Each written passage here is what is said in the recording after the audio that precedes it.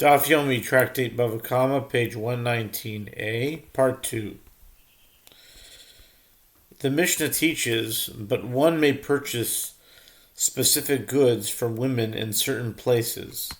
The sages taught in a Braita, Tosefta 11.5, one may purchase from women woolen goods in Judea and linen goods in the Galilee, but not wines, oils, and flowers, as these are not usually sold by women, and there is a concern that perhaps the women stole them from their husbands.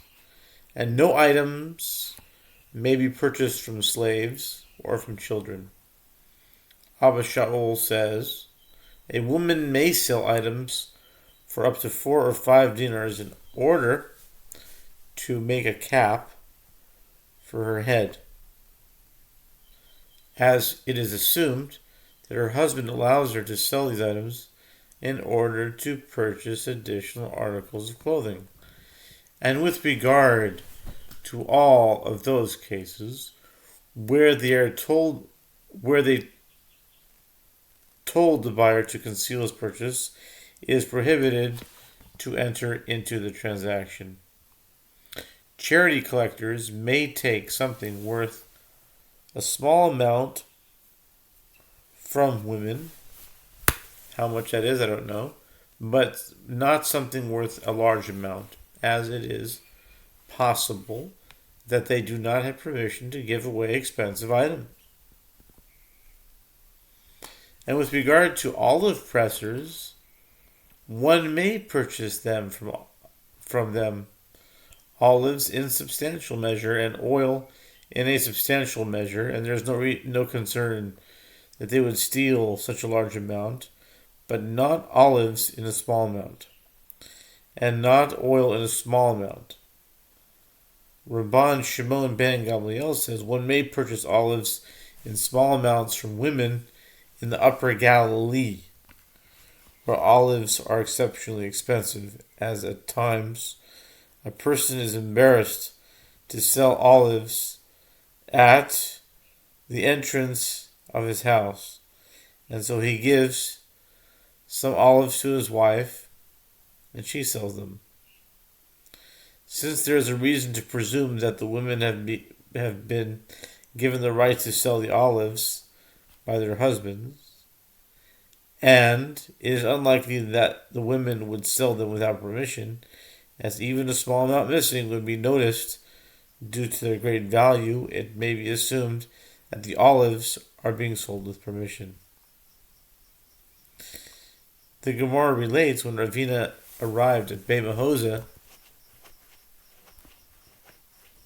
the women of Beit Mahoza came and tossed chains and bracelets before him so that he could distribute the jewelry as charity, and he accepted it from them. Rabbi Tosfa's wife, Rabbi Tosfa'a, Rabba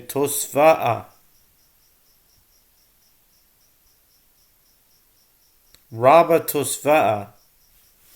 Ooh, I wonder how many times he shows up in Shas.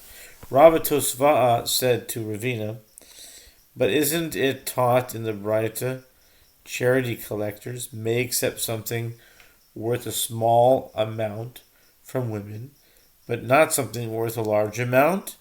How can you accept jewelry which is worth a significant sum? Ravina said to him, for the residents of Mahoza, these chains and bracelets are considered something small, and it is therefore permitted for me to accept them. New Mishnah.